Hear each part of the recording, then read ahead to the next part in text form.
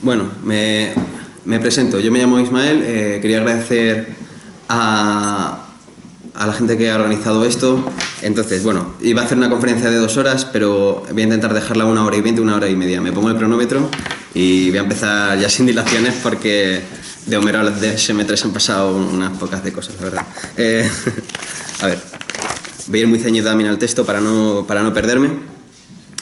Entonces, bueno, el propio título, ¿no?, adelanta una hipótesis que quería discutir o no, que es hasta qué punto la historia de la filosofía y la historia de la psiquiatría han ido en paralelo o se han ido tocando en ciertas etapas, ¿no? Entonces, yo creo que al final una de las conclusiones de mi charla va a ser en qué puntos se tocan y en qué puntos no se tocan absolutamente nada la psiquiatría y la filosofía, ¿no?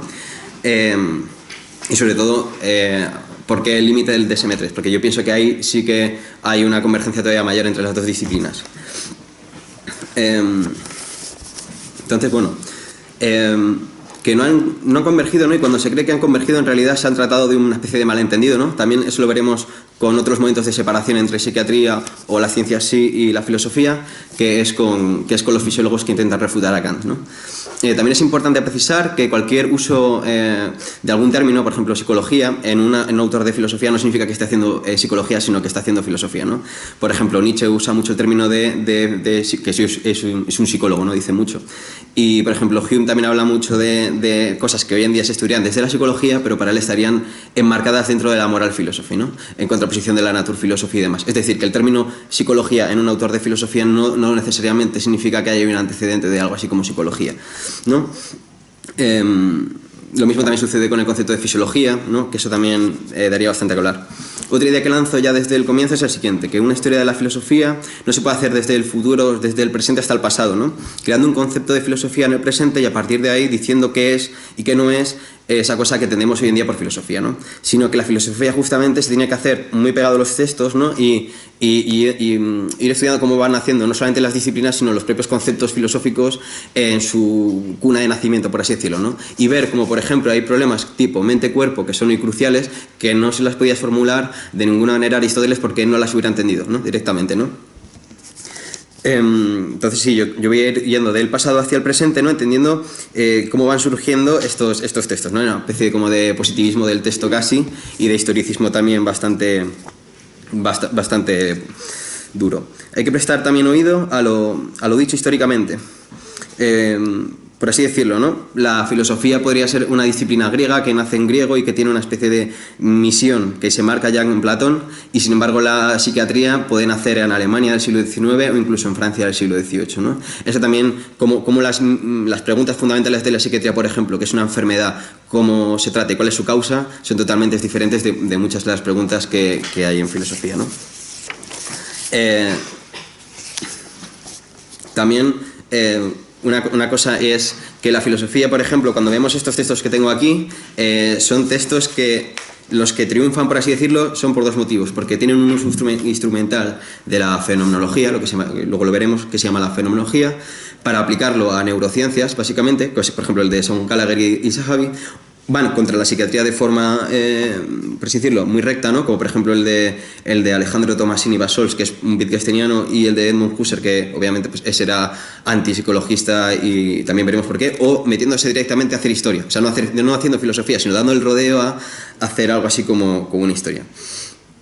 Entonces, bueno, también otra de las cuestiones es, en psiquiatría hay bastante progreso, ¿no? Es decir, si comparamos, por ejemplo, toda la bibliografía que ha surgido desde el siglo XIX hasta hoy en día, sí que vemos que hay cierto progreso, esto que se llama la tesis del realismo progresivo, en psiquiatría, y que en filosofía, pues, he cogido simplemente, por ejemplo, alguna bibliografía, algunos autores de los debates de tipo de identidad personal, ¿no? ¿Qué hace ser una persona y qué hace ser una y la misma persona a lo largo del tiempo?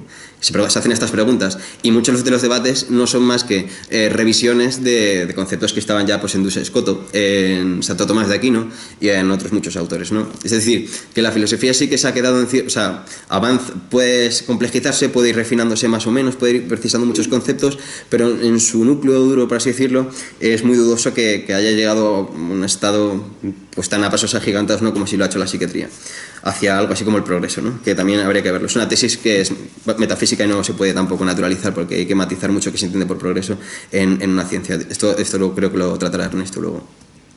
Entonces, bueno, yo voy a empezar ya ahora, propiamente dicho, después de estas especie de tesis un poco iniciales y un poco de prudenciales, ¿no?, por así decirlo, voy a empezar hablando de cómo se fija el concepto de psicología en la tradición occidental, ¿no?, desde Grecia hasta el presente, y cuáles son las influencias de Oriente y demás. El concepto psique, ¿no?, es un concepto que ha conocido bastantes nombres en muchísimas tradiciones, ¿no? Por ejemplo, en la tradición védica, ¿no?, se puede llamar Manas, el órgano del pensamiento, Asu, vida, Atman, soplo, siendo este último el más importante y relacionándose directamente con la idea de principio cósmico absoluto, cosa que puede recordarnos, luego veremos Aristóteles o Averroes, algo así como el entendimiento agente, también en Santo Tomás de Aquino, y esto va a ser muy crucial, quedaros con estos conceptos de entendimiento agente, porque eso va a ser, de hecho, uno de los... cómo se conecta el mundo psíquico con ese mundo del entendimiento universal, por así decirlo, del 2 más 2 es 4, ¿por qué no? Lo cual determinará, sí, en gran medida, la problemática que vendrá después. La idea de soplo también es fecunda en la cultura hebrea, ¿no? Ahí encontraremos sesmaha, nefes y ruach, ¿no?, que puede significar soplo, aliento y soplo vital, ¿no? En la tradición latina del texto bíblico este término se llamó insuflatio, ¿no?, entendiéndose como animación del cuerpo, ¿no?, que también es un texto bastante, o sea, que es una de las funciones que sí escribe Aristóteles, ¿no?, sobre el alma. Es pertinente dar una tesis un poco arriesgada, tanto en cuanto no se puede explicar por falta de tiempo, aunque sí nos podemos remitir a experimentos hechos en zonas donde existen analfabetos para confirmarla. Véase, por ejemplo, el texto de Alexander Romanovich Lurilla, la tesis de que la idea de yo, o por lo menos la idea nítida de un yo, que se pueda pensar en abstracto, requiere de una sociedad alfabetizada, ¿no? Esto se llama de muchas maneras, ¿no? Las musas aprenden a escribir, el proceso de las habilidades técnicas lectoescriturales, etcétera, ¿no? Y esto es lo que hoy en día se considera la clave para entender el paso del mito al logos, ¿no?, sobre todo, el paso de la oralidad a la escritura, etcétera, etcétera. Tampoco voy a entrar mucho aquí, pero la idea es que cuando un analfabeto se le preguntaba sobre suyo, contestaba con cosas que no tenían nada que ver con lo que nosotros hubiéramos contestado. Nos hablaba de estados corporales básicos, de cuántas veces se había cosechado, de su mujer, de cómo le consideraban su comunidad, de si se le había roto alguna parte del arado, etcétera, etcétera, ¿no? Pero no hablaba de su personalidad, de cómo se sentía, etcétera. Por ejemplo, el sentido arcaico del término nefes es el de mera garganta, se asociaba a tener hambre, a lo volitivo invisible, a la necesidad, pero desde alguna interioridad, algo que queda oculto, por así decirlo. En ediciones antiguas del Antiguo Testamento se llega a decir mi nefes como síntoma de uno, refiriéndose a uno mismo. Otro de los términos destacados para referirse a algo, que ha sobrevivido mucho, es el de corazón también, ¿no?, que sería el lev, ¿no? Yendo allá a Grecia, la idea se multiplica bastante. Tal vez porque Grecia muestra particularidades entre dialectos, creencias y ritos, tal vez más ricos que las propias diferencias entre los diversos sabios arcaicos, ¿no? O sea que cada polis también, o sea que Grecia es una cosa muy amplia, ¿no? Habría que ir viendo cómo definían en cada sitio, en cada región, la idea de alma, ¿no? Entonces aquí mi interpretación va a ser a Erwin Rohde, ¿no?, que fue amigo íntimo de Nietzsche y fue de hecho el que creó la idea de una Grecia heroica, ¿no?, antes de que recibiera la influencia, la idea estética del alma en la tradición oriental. Entonces, según Rohde, los griegos no creyeron en nada así como la inmortalidad hasta que vinieron elementos ascéticos de Oriente, lo cual me parece bastante coherente si observamos el nacimiento de cultos ascéticos en la India, Nepal, etc. La infiltración de elementos de tipo ascético se produjeron a través de los rituales yámbicos, dionisíacos, ritos iniciáticos, comedias, pero solo más tarde, no por ejemplo en la época de Homero. Es decir, en la época de Homero todavía se considera que no ha habido una influencia de los ritos de Oriente, de la idea de un alma, por así decirlo, ascética, ¿no? La infiltración de elementos... esto significa lo siguiente, que ciertas lecturas están bajo sospecha de estar haciéndose mal en el sentido de que sería leer a un arcaico o a un concepto a la luz del término ascético de Sige, que ya pudiera haber en alguna secta, por lo demás minoritaria, de la élite. Es decir, que muchas lecturas de Pitágoras, por ejemplo, que es del siglo VI a.C., pudieran hacerse desde la óptica de los pitagóricos posteriores, que sí tenía la idea de que la reencarnación, por ejemplo. Esta idea, claro, pues obviamente fue central en la tradición platónica. Entonces, bueno, también soy consciente de que la tesis de Rohde es antigua y criticada, ¿no?, y que hoy en día pues, se considera, por ejemplo, los más fiables Burger y Breme, pero bueno, el término de Sige yo creo que sí se puede ir analizando y viendo que al principio no tiene absolutamente nada que ver con algo así como el alma inmortal, ¿no? En Homero al menos, ¿no?, es el aliento de que de alguna manera desconocida nos mantiene vivos, ¿no? Cuando uno se muere, ese aliento se separa de otras potencias del cuerpo. Entonces se hablaba de thymos, que hoy en día en griego moderno significa tener ira, ¿no?, pero significa la fuerza vital y emocional. Freud, inteligencia racional. Nous, percepción sensorial y mental, la comprensión, ¿no? Sin ellas, Sige quedaba reducida a una sombra inerte en el Hades, privada de todos los sentidos que hace la vida atractiva, salvo el del olfato y lo que recuerda Heráclito en su... O sea, que decir, esto es la parte vitalista que decía Nietzsche, ¿no? Pues que justamente sin el cuerpo el alma no era nada, ¿no? En cierto modo, no deja de ser un recuerdo borroso y triste lo que fue en vida, ¿no? Eso también se dice sobre el alma en Grecia. Pero no hay en ello ningún ascetismo, sino todo lo contrario, es una noción más bien afirmativa de la vida, ¿no?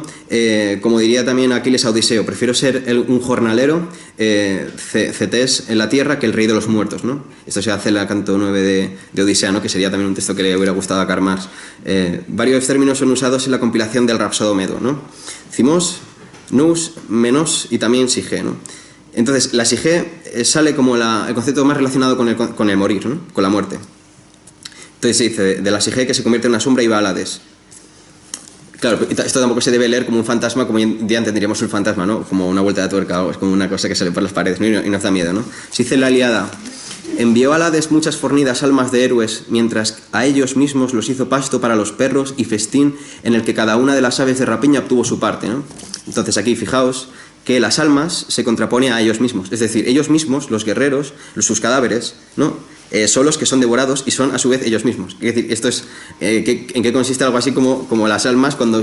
Entonces, por una parte, el alma retiene cierto aspecto que significa literalmente eidos, que de ahí vendrá el término de idea en Platón, lo que era el guerrero, etcétera, etcétera, ¿no? Se distingue entre las almas vigorosas de los héroes.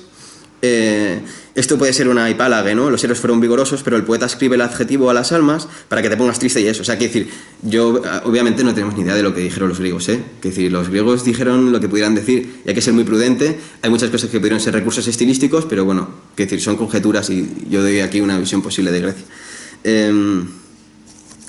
Entonces, a ver, y ellos mismos, perdón. Vale, entonces recordemos entonces la raíz del indoeuropeo de Hades, ¿no? Que también tiene que ver con eso, que viene del Veid, ¿no? Donde viene Eiden, que sería Eiden, de no ver, o sea, lo que es invisible, ¿no? El signo del ser humano sería su sige, ¿no? El signo que sería, como dice Peirce, ¿no? En plan, algo que está por algo para alguien, es decir, el fantasma no está por otra cosa que sería el ser humano vivo que vivió y está para los demás, ¿no? Entonces... es una especie de modo de presencia que consiste en su no presencia, pero justamente en su no presencia es, por así decirlo, ¿no? Por eso también se dice que la sige de los muertos puede molestar a los vivos, esto. Claro, desde un punto de vista en Grecia tiene que ver con la propia idea de el recuerdo de los difuntos, por así decirlo, ¿no? O sea, no tiene mucho más. Eso me parece una tesis que no es tan arriesgada.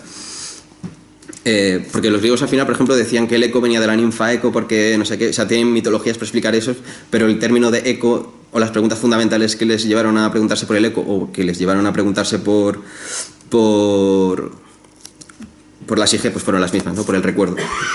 A Pitágoras se le atribuye que el alma es lo verdaderamente inmortal del ser humano y que esta alma va de un cuerpo a otro. Considerando lo anteriormente dicho sobre la Grecia heroica, pudiera decirse que esta lectura de Pitágoras tiene que ver más con el pitagorismo que con el pitagorismo primitivo. En suma, lo que el pitagorismo antiguo tuviera que decir sobre el modo de presencia, la no presencia, es que justamente la muerte es la condición de poder ser en términos arcaicos. Es decir, de estar definido, porque ser al final en Grecia era algo así como ser una cosa, ser A, ser B, ser un reloj. No consistía en existir, por ejemplo, significaba el estar definido, el ser la mesa, el ser el ordenador. Entonces, detrás de esa idea, por ejemplo, también se puede ir a Heródoto, que también recoge este uso de la palabra sige.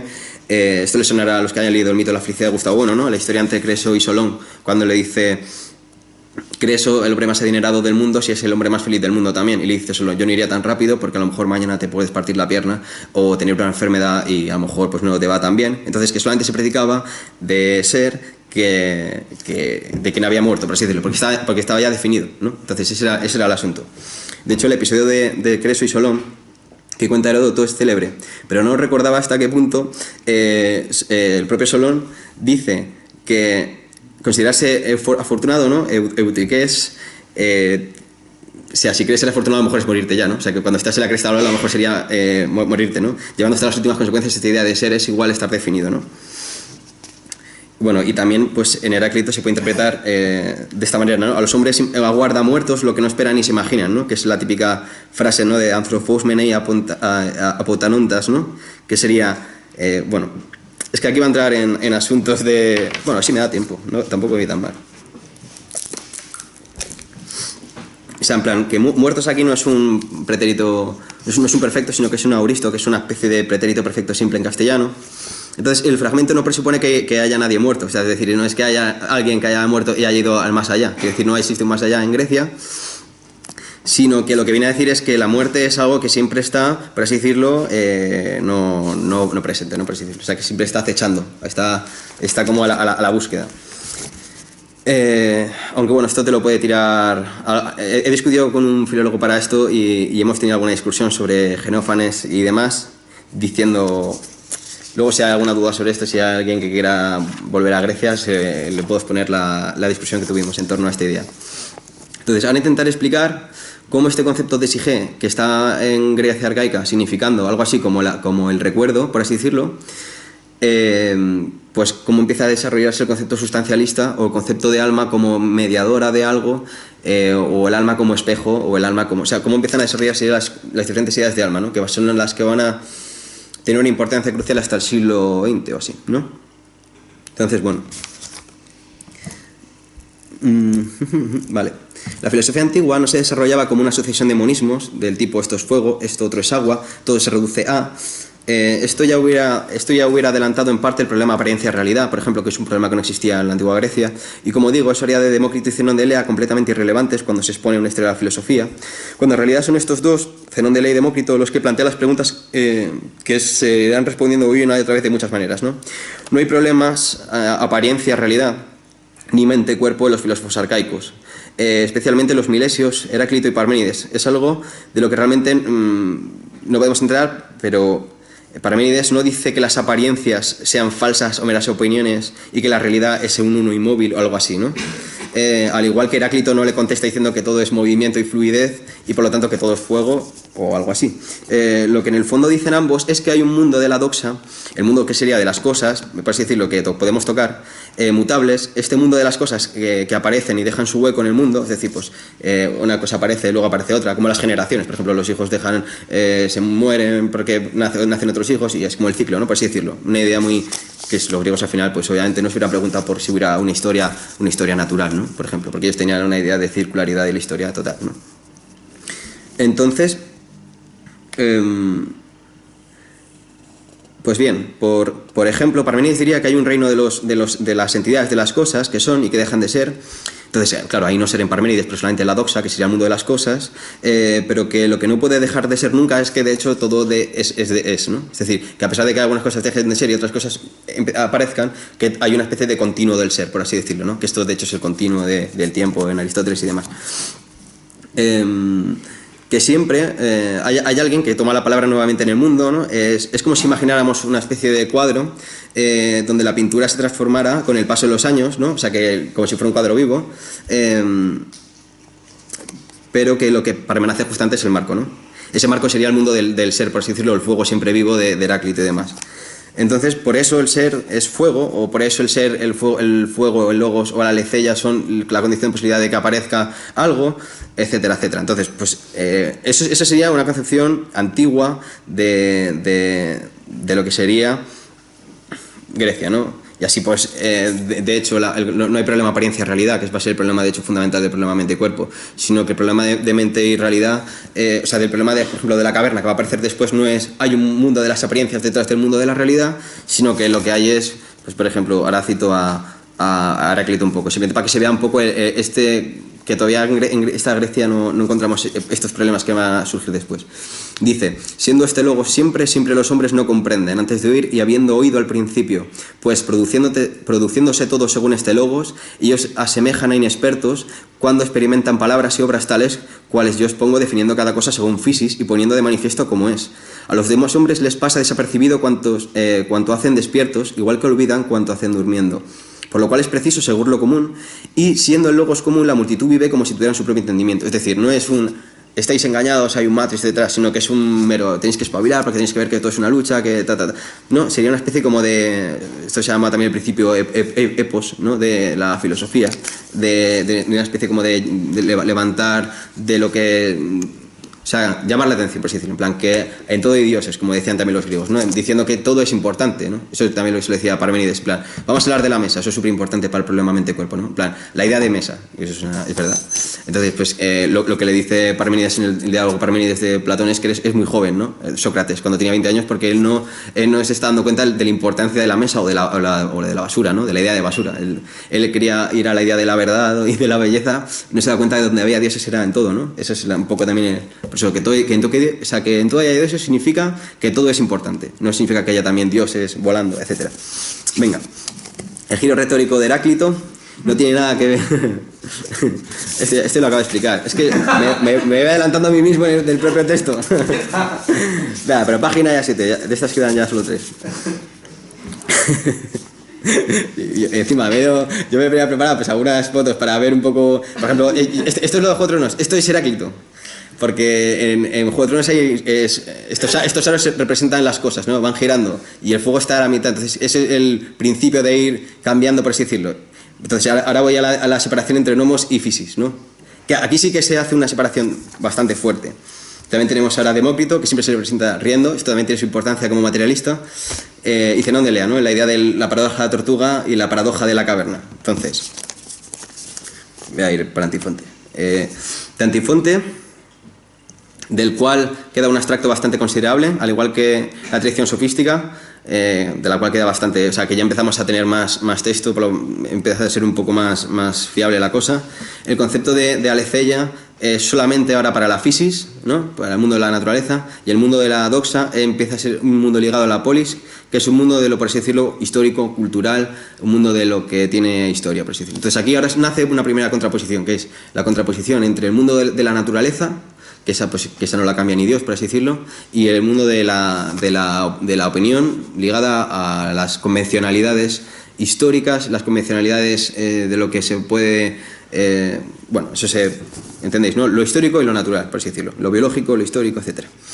En suma, ¿no? También ahora, vamos a Demócrito. Demócrito, que era coetáneo de Sócrates y Platón, ¿no? Escribió 52 títulos, de los cuales no queda casi nada. Entonces nos habla de dos tipos de ideas. Las ideas inesin y escotin, que significan las ideas oscuras, relacionadas con las sensaciones, las cuales hacen que percibamos lo sólido, lo compacto, pero no lo que justamente es, a saber, los átomos.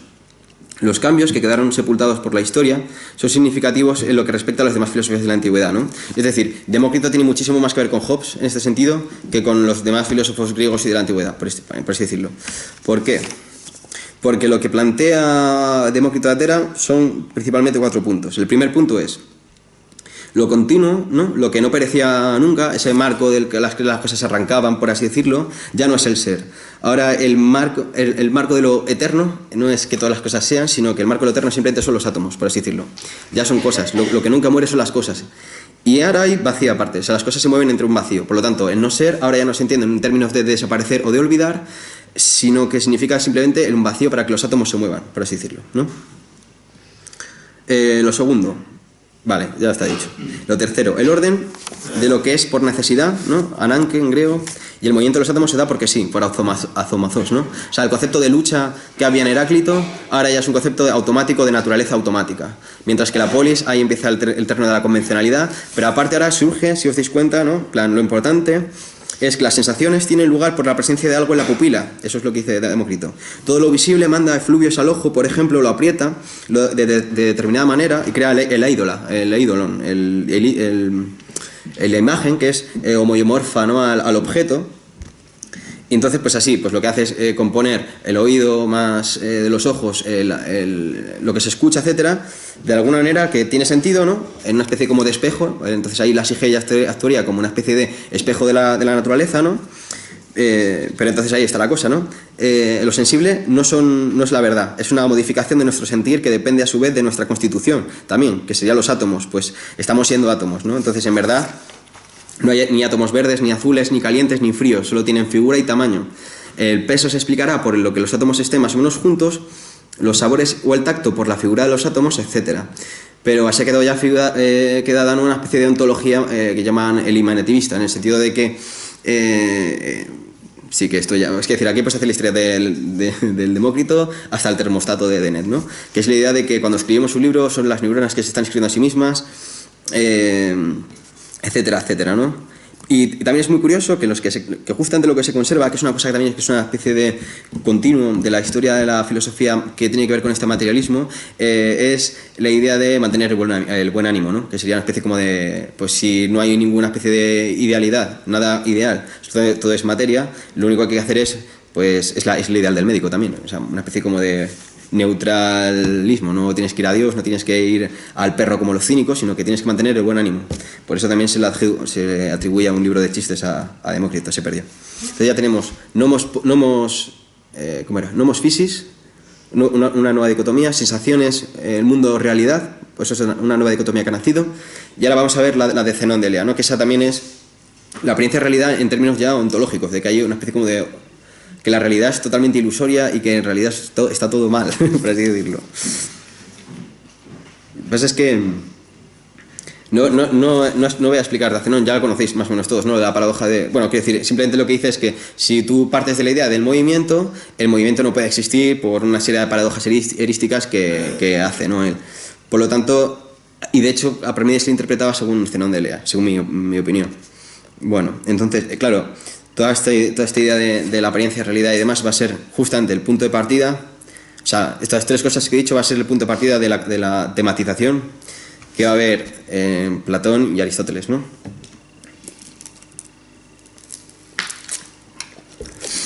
Desde la ruptura, ¿no?, entre physis y nomos, encontramos la ruptura esencial entre la naturaleza y la ontología, dejando de tener sentido entender el ser humano integrado dentro de la razón común o el ser general de las cosas. Por primera vez en la historia, las cosas pertenecen al ser humano.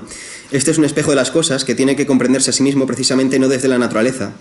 La esfera de lo psíquico, en efecto, solo se puede comprender a sí mismo, pues ya se ha visto que Demócrito reducía esa esfera a otra esfera. Ha sido el primer intento de reduccionismo. Hay que entrar un poco en esta cuestión para entrar en el corazón mismo de la filosofía y cómo se funda en Platón. La presencia, ¿no?, era algo así como... Aquí voy a citar, por ejemplo, el tomo 1, con este paso que lo explica, yo creo que bastante bien Marzoa. Obviamente es un autor muy cuestionable, habrá mucha gente que esté muy en contra de esto. Pero, o sea, yo lo digo para que no os lo creáis. En plan, la presencia era salir a la luz, ¿no? Pero en toda presencia siempre hay algo de impenetrable, ¿no? Algo que queda dentro y no puede ser reducido. El que todo esté lleno de dioses significaba que nada puede aparecer sin tener una profundidad infinita, incomprensible, una inagotabilidad y una irreductibilidad.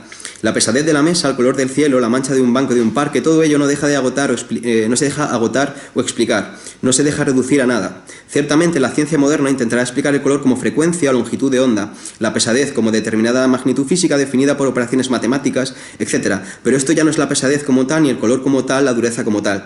Lo único que se consigue con la explicación de este tipo es que ya no haya ni pesadez, ni dureza, ni color. Estas cosas se esfuman, por lo tanto, y la presencia misma de estos fenómenos queda inexplicada. El aparecer tiene pues algo de sustraerse, ¿no? La impenetrabilidad de enigma. Por eso en la filosofía griega la noción de presencia se encuentra siempre en una posición, ¿no?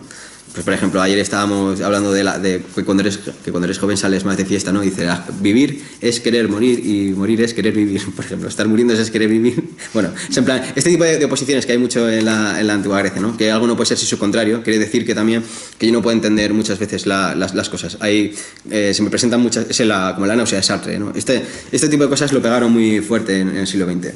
Hubo mucha gente que escribió la náusea de Sartre, fenomenología, todo eso. Por eso, ¿no?, el enigma de la ciencia y el de la filosofía son en principio distintos. La teoría de las ideas de Platón es una teoría filosófica y no científica. Intenta explicar en qué consiste el color, la pesadez, el ser de la silla, en tanto que tales, sin reducirlas a nada, manteniendo su plenitud. Por eso los filósofos, genuinamente filósofos del siglo XX, han comenzado escribiendo contra la reducción de la realidad a alguna esfera, aunque no todos, ¿no? Pero bueno, casi todos sí han hecho algo así, como en plan, estás queriendo reducirlo todo al fisicalismo y eso es imposible porque también hay una autonomía de otro campo científico, etcétera, etcétera, ¿no? Entonces, en este sentido, aunque tuviéramos todo reducido, incluso el mismo átomo de Dios así último, pudiera sernos una especie de enigma, ¿no? O el enigma podría ser incluso porque esto y no lo otro, o porque esto y no la nada, etcétera, etcétera, ¿no? Entonces, este es el asunto. Hay una diferencia entre reducción de explicación científica y el tipo de explicación de ser definido para mí o para la gente, que puede haber en la filosofía, que tiene mucho más que ver con la fenomenología o incluso con la propia lógica, ahí es donde voy a marcar esto. Por ejemplo, antes hemos hablado de un libro que era La mente fenomenológica de Gallagher y Zahavi, que es un libro donde se intentaba explicar, aplicar las cosas de la fenomenología a las cosas de la ciencia. Entonces, aquí voy a citar a un amigo mío, a José Carlos Cañizares Gaztelu, contratarle, ¿no? que hablaba sobre este texto que os he dicho y creo que acierta bastante, ¿no? Dice: es muy apreciable la acomodación de la fenomenología de Husserl en la filosofía analítica que llevan a cabo Saúl Gallagher y Dan Zahavi. Creo que su comprensión de los conceptos básicos es adecuada y que los aplican con pertinencia, pero se trata de una acomodación, una traducción, y como tal adopta los criterios de valor y forma del espacio de pensamiento destino, es decir, la filosofía analítica. Así, el objetivo de la fenomenología queda reducido al de servir a la ciencia. La validez última de los resultados fenomenológicos se dirime en los escáneres cerebrales, y el interés de todo el trabajo de Husserl, Merleau-Ponty, Heidegger, etc., no es sino el abrir perspectivas al pensamiento que categoriza, reproduce, ordena y que crea funciones y relaciones dentro de una estructura técnica que se puede aprender y enseñar invariablemente. En suma, en este libro, Gallagher y Zahavi extraen la esencia maquinal de la fenomenología, aquello que hace de la fenomenología pueda constituirse en momento eficaz de la gran máquina metafísica de preservación, trabajo, consumo que es Occidente. Dejan atrás, en cambio, los aspectos de la fenomenología que hacen de ella un genuino hallazgo, su restauración en un espacio de pensamiento autoesclarecedor, centrado en el individuo y sus vivencias, pero también en las dificultades y anomalías de la vida mundana que de ordinario nos pasan inadvertidas en nuestro trasiego cotidiano. En este plano, Husserl había creado un marco que abre nuevas profundidades al pensamiento y que pone en valor al ser humano individual, cada vez más obsoleto y dependiente de sus actividades tecnificadas y planificadas por sistemas expertos. Admitiendo todo esto no puede ser aprovechado para la academia, y es obligado a reconocer que a la mayor parte de los seres humanos no les interesa, ya que fragmenta su territorio de acción básico, que se establece sobre utilidades imaginadas y los trabajos necesarios para conseguirlas. Pero un buen texto académico que quisiera hacer justicia a la fenomenología debería subrayar este momento de la tarea fenomenológica. No hacerlo merece una acusación de traición, o al menos la acusación de infidelidad que cabe adscribir a todo mal traductor. Dicho lo cual, este libro no es una mala traducción al trabajo de esta gente, ¿no? Es decir, hay una línea entre Tales y José Carlos Cañizares, ¿no? En plan, todo está lleno de dioses, etcétera, etcétera, ¿no? En el sentido de que siempre hay algo de la vida cotidiana, algo de la vida mundana que necesita ser autoesclarecido por el individuo y que si es reducido siempre por la ciencia, pues va a quedar como en suspensión. Lo cual no significa que la fenomenología tenga siempre, como en Merleau-Ponty, un aspecto útil, que es el de antes de que hubiera ciencia ha habido un científico que la ha hecho y que ha tenido percepciones y por lo tanto hay que matizar esas percepciones, hay que matizar qué partes de la sensación de la memoria, de etcétera, etcétera, se pueden reducir a escáneres cerebrales. Es decir, no puedes reducir las cosas si no sabes qué cosas tienes que reducir. Y para saber qué cosas tienes que reducir tienes que hacer algo así como fenomenología, o por lo menos una fenomenología escéptica de sí misma, ¿no? Media hora, venga, ya está, ¿no? Ahora voy bien, ¿eh? Yo creo. Voy un poco rápido, lo siento mucho, ¿eh? Lo siento mucho.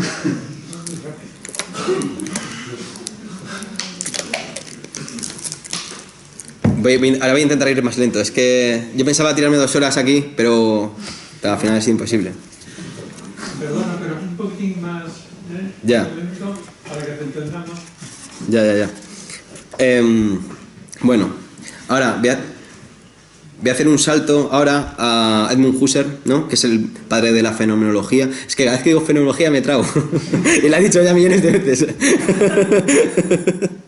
Entonces, bueno, tiene un texto clásico de 1913, el Ideas 1, ¿no?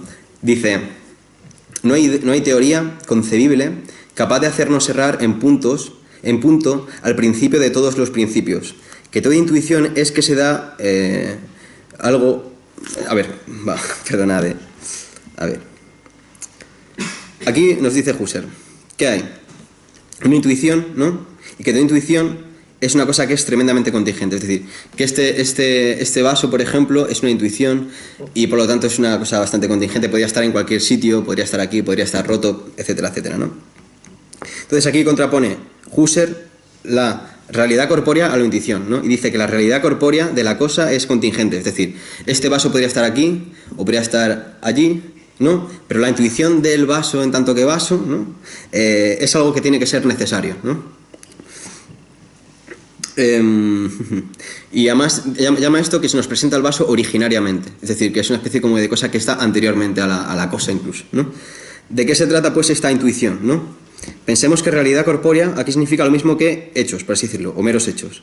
El que haya un macizo de cosas sin mediación casi como una especie de imagen, o sea, imaginaros, ¿no? Esto es una cosa que se plantea Husserl todo el tiempo, y es, imaginaos que lo que tuvierais delante fuera una especie de hecho donde tú no supieras qué es cada cosa, es decir, se te presentara como una especie de fundido total, ¿no?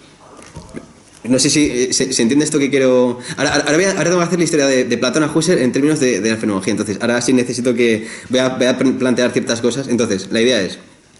Imaginaos que no tuvierais lo que se llama intuición en el Husserl. Entonces, aquí tendréis una imagen muy rara, ¿no? Sería como una especie como estar cerrando los ojos, ¿no? No podríais ver nada, no habría cosas, ¿no? Entonces, aquí dice Husserl también, sigue sobre este tema y dice: las ciencias empíricas son ciencias de hechos. Los actos de conocimiento del experimentar que les sirven de fundamento sientan lo real como individual, lo sientan como existente en el espacio y en el tiempo, como algo que existe en este punto del tiempo, tiene una duración, un contenido de realidad, que por esencia hubiera podido existir igualmente bien en cualquier otro punto del tiempo, y que también como algo que, estando en este lugar, siendo la cosa real, existir igualmente en cualquier otro lugar, etcétera, etcétera. Se empieza así bastante tiempo. Es que Husserl tiene una escritura bastante complicada de explicar, ¿eh? Se empieza... Ya, de eso hemos hablado. El ser individual de toda índole es, para decirlo en los términos más generales posible, contingente. Es así, pero pudiera ser por esencia de otra manera. Aun cuando sean válidas determinadas leyes naturales, por virtud de las cuales, cuando son factuales... Joder, mira, voy a resumirlo yo. Es que Husserl es verdad que... Lo que dice es básicamente... todos los objetos son contingentes. La quitas, a ver...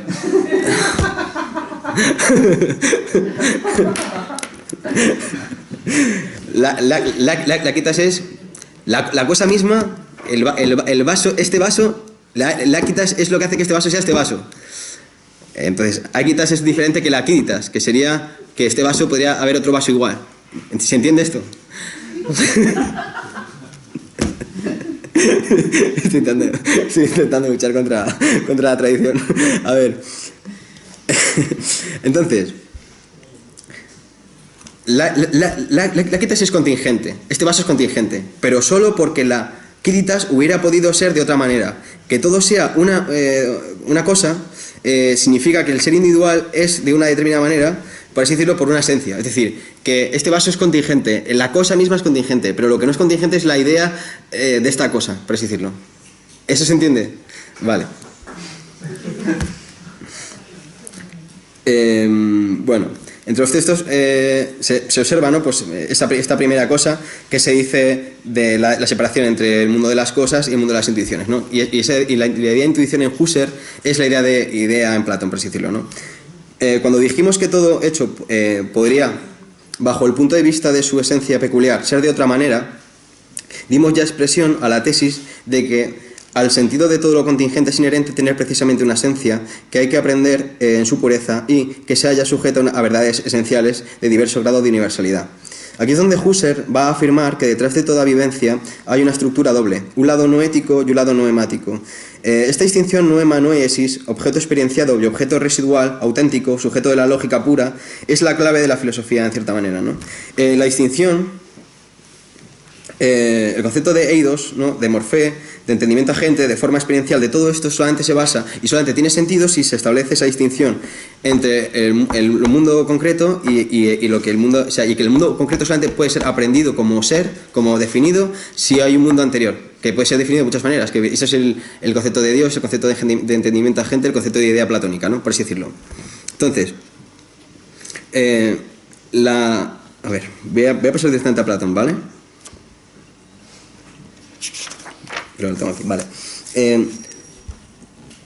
La noción central de Husserl es la de conocimiento absolutamente cierto, ¿no? Y la filosofía debe ser la teoría de la posibilidad de ese conocimiento, la cual debe ser además absolutamente cierta. A su vez, en Husserl observamos un lema clásico a la tradición filosófica, salvar las apariencias, ¿no? Que es lo que hemos dicho antes. Entonces, tenemos que por lo menos desde Descartes hay una realidad objetiva y una realidad formalis. Lo que todos los filósofos presuponen es que la realidad objetiva existe, por así decirlo, ¿no? Entonces, cualquier interpretación nosiológica que enfrente idealistas, realistas y materialistas es bastante falsa, porque lo que se trata es justamente de justificar la validez de la realidad formalis. Esto es otra cosa crucial. Lo que significa esto es que al filósofo, por ejemplo a Kant, no le interesa cómo se generan las sensaciones o las ideas, etcétera, etcétera. Lo que le interesa es el ámbito de la validez, lo que él llama, por ejemplo, el quaestio juris, no el quaestio facti, por así decirlo. Entonces, claro, todas las ciencias de tipo física lo que van a hacer es explicar el cerebro en términos de cómo surgen las ciertas ideas. Acá lo que hace no es una psicología, sino lo que hace es una lógica. He metido mucha terminología, es que lo siento mogollón, es que estos asuntos... A ver. Entonces, para Kant, por ejemplo, el fenómeno es la cosa misma, pero o sea, quiere decir que no hay una especie de realidad más allá del fenómeno, pero el fenómeno nunca se da en sí, como una imagen totalmente desperdigada, ¿no? Por eso, cuando Kant afirma que el ser de toda cosa consiste en la subjetividad del sujeto, lo que quiere decir es que el ser A o el ser B de cada cosa se da de tal o cual manera. Es decir, que eso sí lo pone el sujeto. Pero a excepción de un filósofo idealista, Berkeley, lo que los filósofos no hacen es entender que el ser A, ser B, ser C sea algo ontológicamente determinado por el sujeto. Esto es, la cuestión está en ese salto entre lo que el ser humano entiende y lo que las cosas son en un sentido fuerte. De ahí el problema del psicologismo, que es el problema de si 2 más 2 es 4 porque lo pensamos, y si 2 más 2 es 4 porque hay algo objetivo en el mundo, que por ejemplo los buenistas llaman M3, ¿no? O que se puede llamar de muchas maneras entendimiento agente, que es 2 más 2 es 4, por así decirlo. Y entonces, si tú piensas que 2 más 2 es 4 porque simplemente estás acostumbrado a decir 2 más 2 es 4, es muy probable que tú seas un empirista y seas inglés. No, pero sí que sea por esto. Entonces va a venir Kant y va a decir, es que toda la realidad, incluso toda la condición de posibilidad de que tú entiendas que haya cosas, o sea, el que haya cosas ya presupone que haya ideas, por así decirlo, ¿no? Entonces, esta dualidad, por ejemplo, se ha llamado también una dicotomía que es lo real e ideal, ¿no? Que es la diferencia entre un cálculo matemático y un proceso maquínico del cerebro, una calculadora, ¿no? Lo que no es la cosa, los términos lógicos ideales, por ejemplo, de un silogismo lógico, no son realidades visibles, ¿no? Es decir, uno no va viendo por ahí 2 más 2 es 4. Cuando se dice todos los hombres son mortales, etc., el concepto de hombre sirve para todos los hombres posibles de la apariencia. Ese es otro asunto. Cuando uno predica verdades universales de tipo universal, es decir, que el concepto de verdad también está por aquí operando, uno no predica la verdad de hombres mortales de que nos hayamos muerto todos o que vayamos a vivir todos, sino que es que se predica de todos los hombres y todas las mujeres y todos los seres humanos que va a haber en todos los universos posibles incluso, ¿no?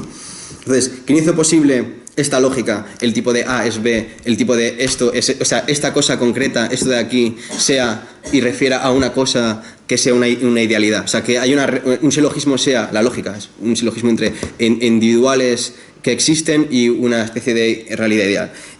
Pues el origen de esto está en la idea de... en esa separación que va a hacer Platón, ¿no? Entre la physis y el eidos, ¿no? Entonces nos tropezamos, por ejemplo, con un perro y decimos, esto es un perro, pero ¿por qué es verdaderamente un perro? Ese perro, esa cosa ha llegado a ser un perro y morirá, y como cosa dejará de ser un perro. Será un cadáver, se descompondrá y la materia de esa cosa tendrá otra cosa, será a lo mejor un árbol, ¿no? ¿Le pertenece a la materia mutable la determinación de ser un perro? Eso es lo que se pregunta Platón, ¿no? Pero entonces... puede ser algo propiamente, si todo depende de que las cosas sean, solamente las cosas son de manera, como dicen los empiristas, por costumbre, por conveniencia, porque simplemente estamos acostumbradas a ellas y no cabe decir ni predicar lógicamente que algo es, por así decirlo, en términos duros, ¿no? Ese es el aquí de la cuestión de Platón, ¿no? Entonces dice que la determinación de ser perro, o sea, que justamente lo que sobrevive a todos los perros que se hayan muerto es la propia determinación de ser perro. Eso es lo que sí sobrevive, el ideal, por así decirlo. Eso es lo que sobrevive. Entonces aquí dice, imaginaos que durante 5 años los perros desapareciesen, ¿no? No hay perros durante 5 años. Pero eso no significa que esto es un perro, no se predique de algo falso. Imagínate que volvieran, entonces, esto es un perro, ha vuelto a haber perros, por así decirlo, ha vuelto el real, ¿no? Por así decirlo. Pero el ideal es, por así decirlo, la condición de posibilidad de la determinación, que hemos dicho que en la determinación es el ser, que no se confunde con la cosa material. No sé si entendéis, es que estos son muchos juegos de conceptos aquí muy metidos, pero bueno, yo creo que es... Para Platón, si hay coches o caballos, lo hay porque hay eidos. Si no, no podríamos saber nada, ¿no? Y ahora podemos hacer incluso el experimento mental, ¿no? La presencia no determinada sería algo amorfo e incomprensible. Por lo tanto, ser presente ser presente como algo, ser un eidos, sería justamente tener una condición de posibilidad ideal, pero que a la vez eres tú también. Es decir, ese es el conflicto que hay en Platón también. Entonces, pensemos, ¿no? Uno, esto es Platón, por así decirlo. Toda delimitación que establecemos en lo sensible, incluso delimitación espacial, no se funda o tiene base alguna en la mera sensación, en los sentidos. Según la mera sensación, lo mismo daría empezar o terminar una cosa antes o después, lo mismo daría considerar que son muchas cosas y partes de lo meramente sensible, etc. Cualquier delimitación estaría, si fuera la sensación rectora, justificada. Es decir, la mesa, por ejemplo, o sea, pongamos la esta de que hay una de sensaciones. ¿Cómo sabéis que la mesa empieza aquí y que acaba ahí? ¿Por qué no empieza aquí y no acaba aquí, por ejemplo? ¿O por qué la mesa, a pesar de que esté pasando el tiempo y la mesa sea cada vez más vieja? ¿O por qué, o sea, hay muchos de estos, ¿no? En plan, ¿por qué la mesa, etcétera? O sea, el tiempo y solamente el espacio. Voy a jugar con esas dos cosas. Este es un problema que se llama meriología. ¿Por qué? Porque justamente nosotros ya teníamos la idea de mesa, por así decirlo. Entonces, la idea no viene de nada relacionada con lo sensible, por así decirlo. Esa es la idea de Platón. Entonces, ¿qué es algo así como la idea? Si intentamos abstraer el concepto de caballo, pues intentamos cerrar los ojos e imaginarnos un caballo, eso ya también es una imagen, por así decirlo, y ya tiene un color, ya no deja de ser una sensación. Entonces, tampoco la idea es una cosa que se genere a posteriori para Platón, en el sentido de que cierres los ojos, imagines un caballo y pienses que ahí hay un caballo, sino que lo que justamente permite que tú en tu mente cierres los ojos, imagines un caballo, es que tú ya también tienes la idea del caballo, por así decirlo. Entonces, la idea es de dónde sale esa idea de caballo, de dónde sale la idea de 2 más 2 es 4, de dónde salen todas estas ideas, ¿no? Si a la vez no hay si a la vez no hay una especie como de o sea, si rompes la premisa de que todo se hace simplemente empíricamente adquirido, ¿no? Etcétera, etcétera. Hostia. A ver. Entonces, claro, esto es una idea que también estaba, bueno. Sabemos entonces que una mesa es una mesa gracias a la determinación universal. Sin embargo, la determinación mesa la podemos tocar, oler, ver. ¿Se da acaso en nuestra imaginación? Si tratamos de imaginar una mesa en nuestra imaginación, esto es lo que he dicho, en plan. Entonces, el asunto es, cuando esta parte de la filosofía griega, por así decirlo, llega a Aristóteles, por ejemplo, lo que se entiende es que hay una forma y una materia, es decir, se va manteniendo esto, la idea entre eidos y physis, pero se vuelve a romper otra vez, por así decirlo, la ontología en otra nueva dicotomía que es todavía más difícil. Hasta ahora no hemos hablado del concepto de existencia, que es otro concepto que se va a meter de por medio aquí para ramplar, ¿no? En el sentido de que existir significa ser fuera, por así decirlo. Y se va a entender que ser, en el sentido de ser delimitado, con la posibilidad. Y como buena posibilidad, es decir, yo puedo postular la posibilidad de que haya unicornios, por así decirlo. Pero entonces se entiende el ser como posibilidad. Pero la existencia es hacer efectiva esa posibilidad, por así decirlo. En el sentido de que exista.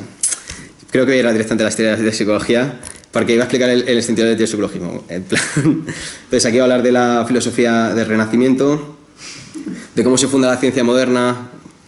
Buah, chaval. De cuáles son las principales.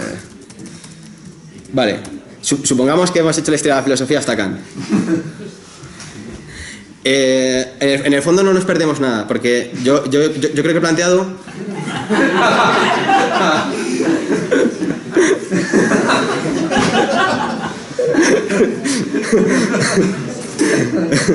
A ver, yo creo que no nos hemos perdido nada porque lo fundamental está ahí, ¿no? En el sentido de que el concepto de ideal va a ir conociendo diferentes mutaciones a lo largo de la historia. Como concepto, y lo que sucede básicamente que los escolásticos comenzaron a decir, porque el concepto de conejo viene de observando conejos, por así decirlo. Entonces, hay un momento donde Occam es el de la navaja de Occam, por así decirlo, destruye la escolástica por dentro, ¿no? Entonces dice, esto ya no tiene ningún sentido el empezar a sacar, que cuando yo hablo de Pedro, cuando hablo de Juan, o cuando hablo del ser humano, cuando hablo del caballo, en efecto, estoy haciendo una imagen a posteriori de todos los caballos que he visto. si tú no tienes la idea de base, esto que he dicho antes, el saber justamente por qué me puedo imaginar cosas, o el saber por qué puedo delimitar cosas, esta idea de Platón, de la idea, si no tengo eso, no hay filosofía, por así decirlo, ¿no? Entonces, toda la filosofía renacentista, pues simplemente es una especie de cúmulo de llegando doctrinas de lo que se llamaría pues el helenismo, mezclado con magia y demás, ¿no? Pero llega Galileo y lo que dice es verdad que la naturaleza sí se rige mediante leyes que se pueden postular y que no son de empíricas, aunque pueden ir acompañadas con la experiencia. Entonces, ¿para qué decirlo? Con Galileo y la ontología de la modernidad, el concepto de idea, lo que se está usando es como ley de la física matemática, que se coge como modelo, y lo que queda más o menos fuera sería la experiencia.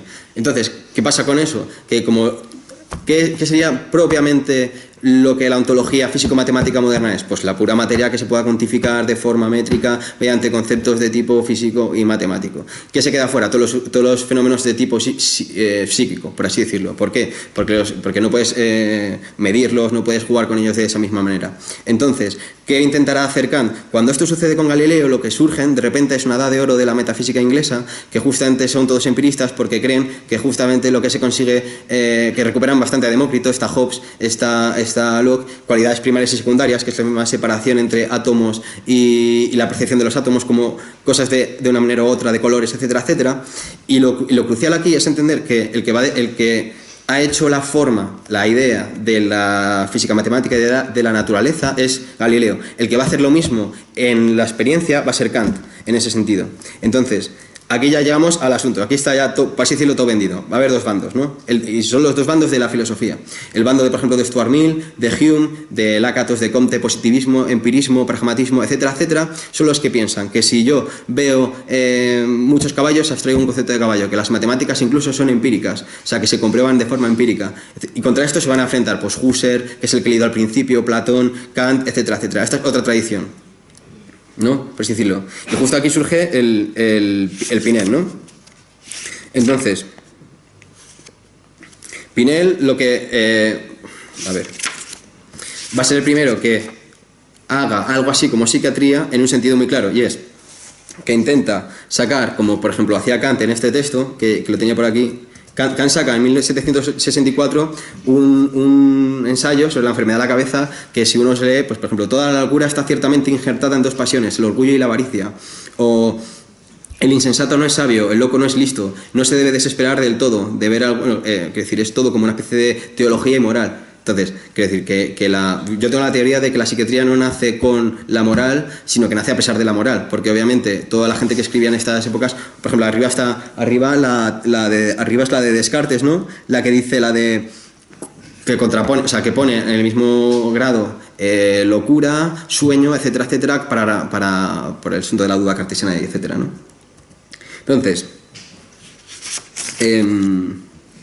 aquí ya tenemos que está Pinel intentando cuidar a los enfermos de una forma sin componentes de tipo moral, porque los precedentes a esta gente pudieran ser, por ejemplo, Reil, ¿no? Que ha hablado de la psicosis y la neurosis, Carus postulaba el inconsciente como fuerza, o sea, había mucha gente antes que postulaba fuerzas mentales, postulaba sueños. También tenemos, por ejemplo, las típicas Juan Luis Vives, por ejemplo, en el siglo XVI español, que hablaba también de las emociones en contexto de exorcismos, de magia, etcétera, etcétera.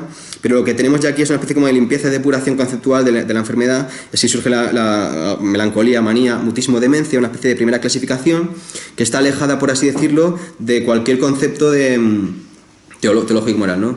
Luego, aparte, aquí en esta época surge el Benjamin Rush, ¿no? Que va a ser el padre de la psiquiatría de Estados Unidos, que crea también pues las primeras pues esto las llamaba la silla inmovilizadora, ¿no? Pensaba que muchas enfermedades o trastornos estaban causados por la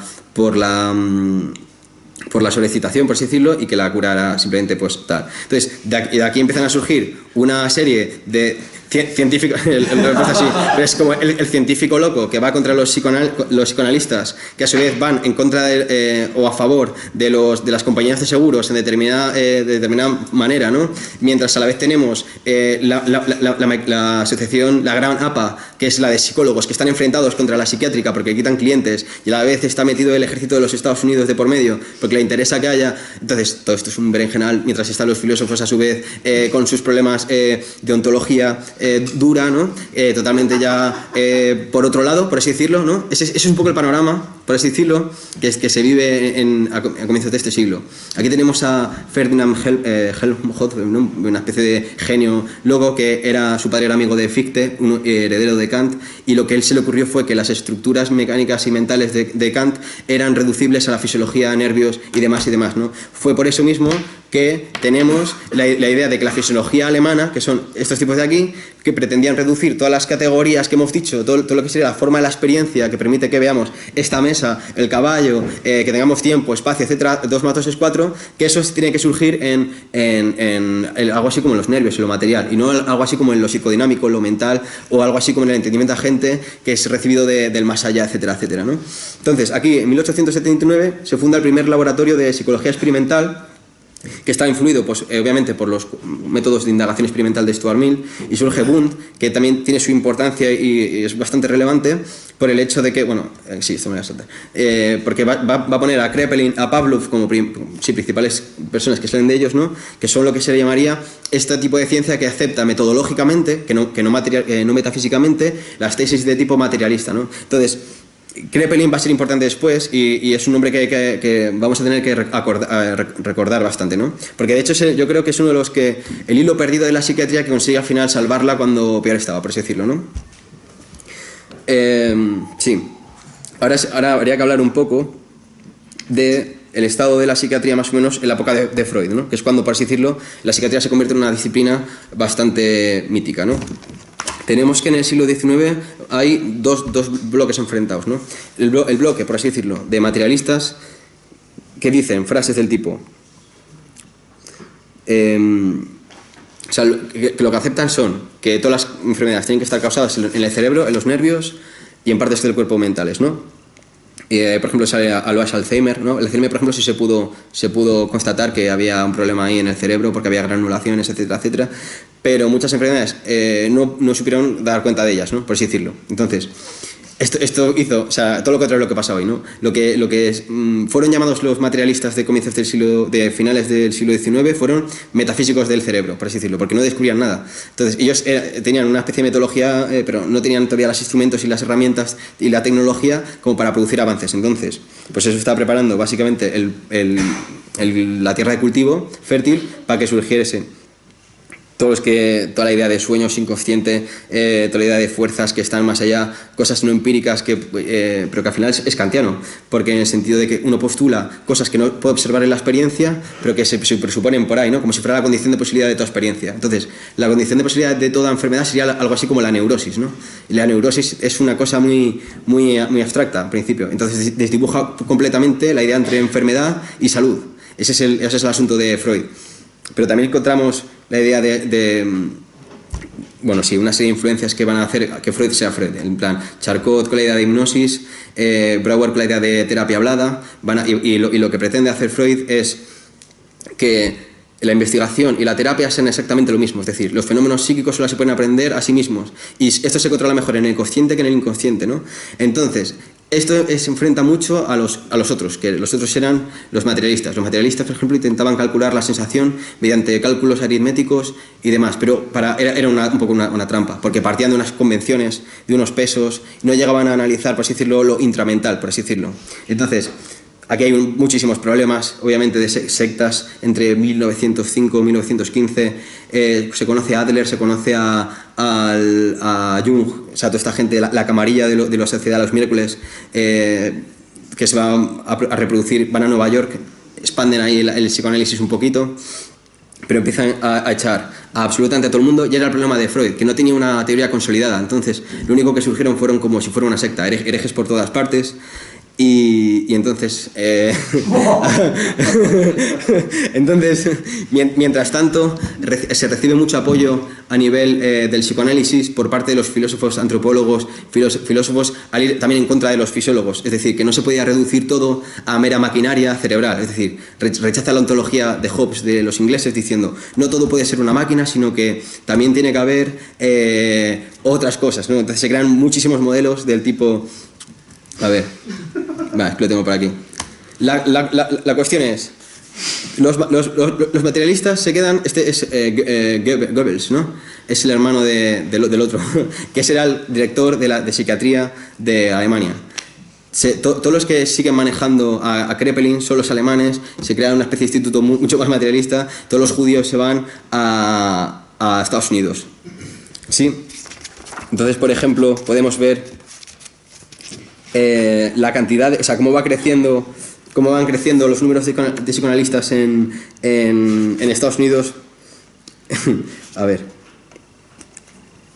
Por ejemplo, en 1932 había solamente 90 miembros en lo que llaman la APA. En 1960 había 1.500 miembros, ¿no? Se empiezan a expandir, pero a su vez, claro, obviamente, los psicoanalistas están en Estados Unidos y son una terapia, por así decirlo, para gente rica. Por eso se echa Adler, porque Adler era socialista. Entonces, todos los manicomios por la superpoblación se están petando de peña. Los psicoanalistas solamente están curando a la peña que pueda tener dinero, se convierte en una cosa glamurosa. Los únicos descubrimientos que se están haciendo a nivel por la vía materialista son de gente de Portugal, Hungría, Lisboa, experimentos que son en la periferia.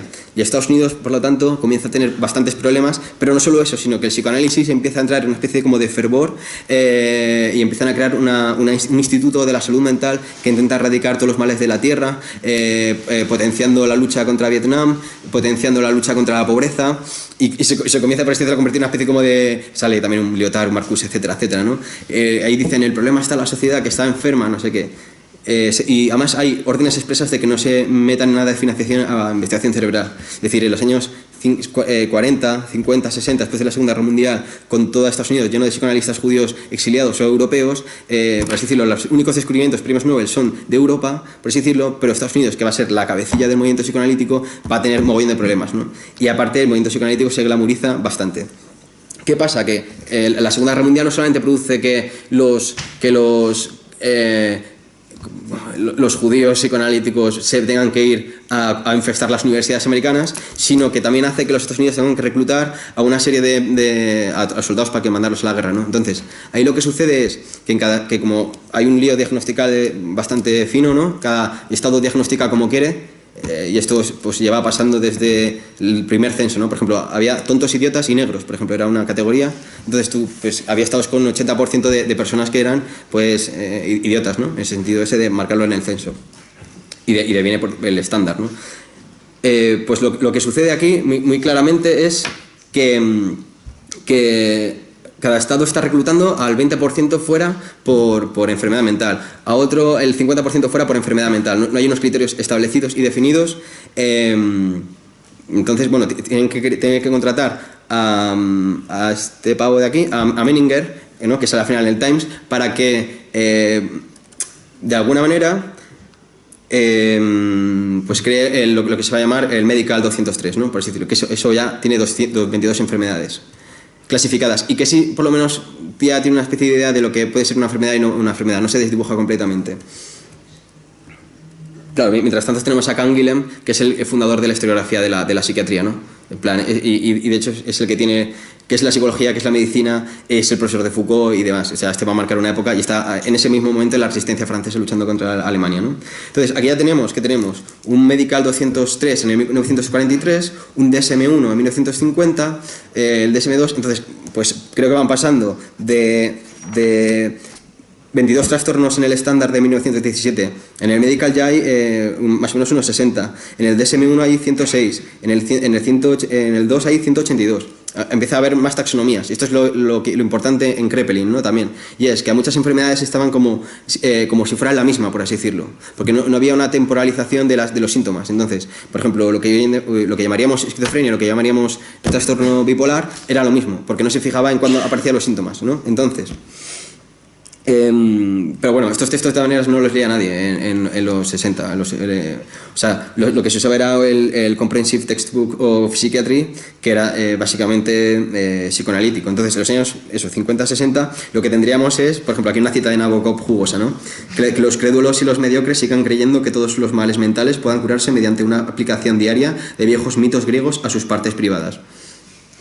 En plan, y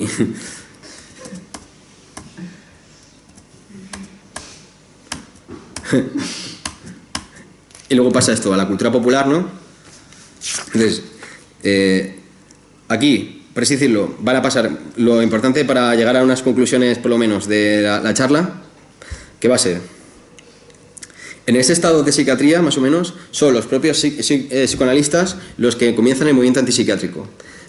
En el sentido de que consideran que no existe la enfermedad mental, sino que la enfermedad mental se deriva de la propia sociedad, por así decirlo, ¿no? Y eso es lo empiezan ellos en los años 60 y además, no, en el año 51 o algo así, pagado por Truman, de hecho, o sea, con dinero público. Desde entonces tenemos,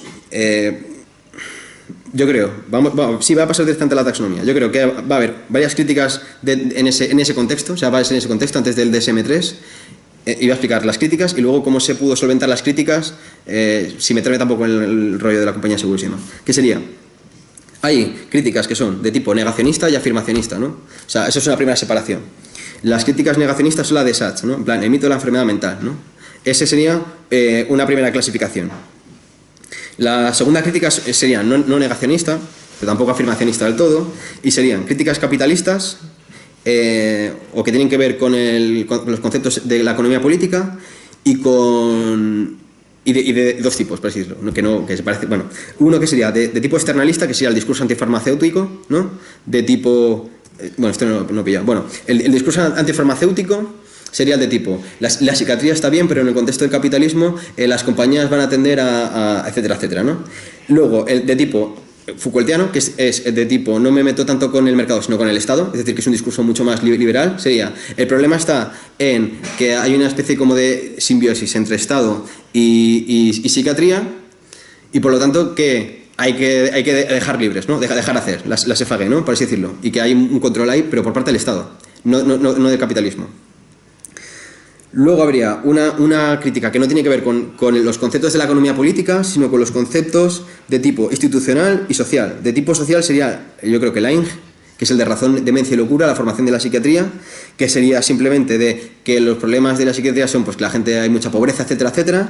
Y luego de tipo institucional, es decir, que hay un tipo que las instituciones, por ejemplo, carcelarias, pedagógicas, los asilos, se están convirtiendo en unos sitios irrespirables que retroalimentan, por así decirlo, los trastornos, ¿no? Entonces, crítica negacionista, no negacionista, que tenga que ver con las categorías políticas de tipo liberal, de tipo socialista, institucional y de tipo condición social, por así decirlo. Y luego aparte hay que meter otra crítica que sería una muy famosa por el asunto de la cultural theory, o sea, cómo se pone de moda ciertas teorías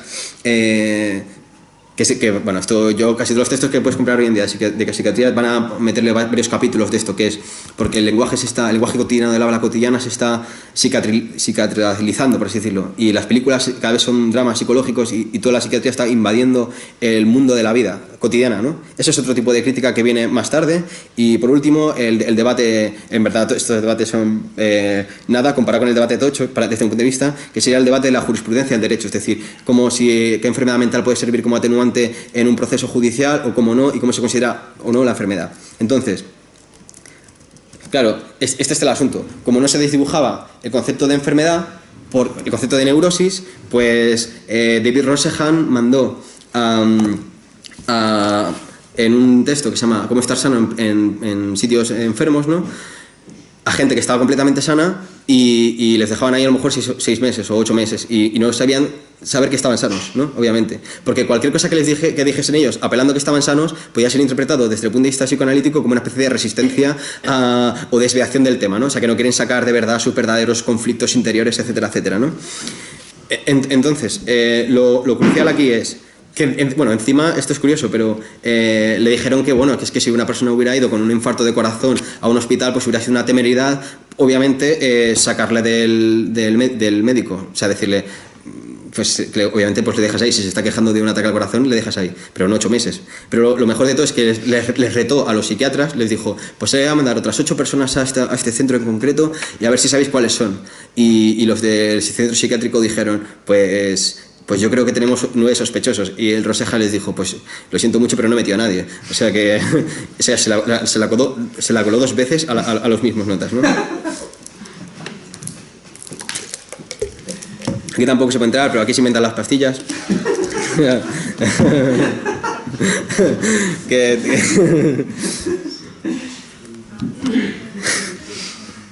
Me he pasado 4.000 pueblos, lo siento muy bien. Vale, este es Robert Spitzer. Este estuvo metido en el asunto de lo de la homosexualidad, que se votó pues eso, a mano alzada, pero que lo cual no significa que eso sea menos ciencia o no la psiquiatría, porque por ejemplo la OMS la quitó mucho después y nadie duda de que del cardiólogo, pero el asunto es que aquí mete un concepto para eliminar el concepto de homosexualidad como enfermedad, pero sin dejar la psiquiatría sin pantalones en esos debates, con esta gente detrás asediando y además con intereses muy claros por parte de las compañías de seguro de que ese discurso se propagara para eliminar rentas de ahí, ¿no? Se crea el concepto de angustia subjetiva y angustia subjetiva, que eso es también el criterio Fechner se llama, que es si se te muere el hámster, por ejemplo, y estás mal un día, o si se te muere un perro y estás triste, no estás enfermo. Tiene que haber una prolongación temporal de lo que se considera enfermedad. Y tú mismo tienes que saber que estás bastante fastidiado, ¿no? Por así decirlo. Entonces, la angustia subjetiva, luego habría el perjuicio objetivo, que es el único que existía, es decir, el psicoanalista decidía si tú o no estabas enfermo y la palabra que pudiera decir el paciente no valía para nada. No es que la palabra subjetiva fuera la última palabra, pero sí que fue una variable más, ¿no? Y luego la idea de somático o no somático también fue importante. Entonces, yo lo que creo aquí es que la primera vez que se separó en el contexto de la psiquiatría lo que era una enfermedad y lo que no era una enfermedad es justamente gracias a este eje de arriba, ¿no? En la idea de que, sí, en plan, si una persona no tiene angustia subjetiva, como es un homosexual, si una persona no tiene un perjuicio objetivo en su vida, y si aparte no es corporal, o sea, no está localizado en el cuerpo, pues eso, por ejemplo, sería la definición de la homosexualidad y por lo tanto no sería una enfermedad. Sin embargo, si tienes una angustia subjetiva, un perjuicio objetivo y a la vez es algo corporal, pues es obviamente puesto Alzheimer, por ejemplo, pero sí sería una enfermedad. Entonces, lo que serían los complejos, los malestares, la infelicidad, la insatisfacción, la diversidad funcional o la homosexualidad no serían enfermedades. Y esto, obviamente, hubo un debate bastante duro y una lucha entre los psicoanalistas y los psiquiatras que estaban escribiendo el DSM-3 por esto, porque si tú quitas el concepto de neurosis, quitas la idea de que todo el mundo está enfermo, que es la idea que subyacía también a que sí, que todo el mundo está, que no hay una frontera clara. Entonces, gracias al DSM-3, sí, aparte de aquí, pues eso, la psicofarmacología surge a la vez, surge el cerebro y a partir de aquí posiblemente se contiene el discurso antipsiquiátrico, ¿no? O sea, que conoció su época dorada en la época antes del DSM-3 y comienza una nueva etapa de la psiquiatría. Y luego, pues bueno, ya no me meto en el DSM-4, en el DSM-5, pero también tendrán sus ejes, etcétera, etcétera, etcétera, ¿no? Entonces, sí, yo creo que ya, ¿sabes? Porque sí, yo creo que ya, porque va a hablar de. Entonces, sí, estas son las conclusiones un poco. Que la filosofía luego fue, obviamente, se podría haber tocado. La filosofía se tocó en ciertos momentos cuando empezaron a discutir sobre el tema del eliminativismo materialista del cerebro, o que lo que llamaban la psicología folk era cuando nosotros hablamos, me duele la cabeza, es un lenguaje que no refiere a la realidad como si refiere un lenguaje que apele a neuronas, a relaciones sinápticas y demás, es decir, que vivimos en un engaño y demás. Esto está cogiendo mucha potencia, pero estos son debates ya que son de filosofía de la mente, que son los viejos debates de filosofía de la mente y demás, y yo no sé hasta qué punto, por ejemplo, Parfit planteaba ciertas ideas sobre la identidad personal. Y luego salía, por ejemplo, una tal Kathleen Wilkes que se llamaba Real People, ¿no? Un libro se llamaba Real People, y la identidad personal sin experimentos mentales, donde hablaba de gente con disociaciones, gente con problemas de tipo, o sea, casos reales, ¿no? Y lo peor de todo es que, aun con casos imaginarios, con casos reales, con casos de no sé qué, con millones de filósofos analíticos, con semánticas duras, con no sé qué, los problemas de la filosofía siguen siendo exactamente los mismos a los de Platón, más o menos, o sea, que hayan avanzado en ciertos momentos, y que la psiquiatría, a partir de ese momento del DSM-3, yo creo que sí comenzó a ser una ciencia, y que incluso las propias disciplinas filosóficas que están detrás de la psiquiatría ya no son filosofía, sino que son este tipo de críticas que he dicho antes, ¿no? Yo creo que eso es lo que... O sea, lo siento muchísimo. Lo siento muchísimo por la charla. Pensaba que iba a ir más tranquilo, pero es que es muy complicado explicar a Husserl también y estas cosas, la verdad. La filosofía dura se me atraganta un poco, entonces, bueno, pues ya está. Yo creo que voy a terminar aquí. Luego, si queda tiempo, podemos hacer algo.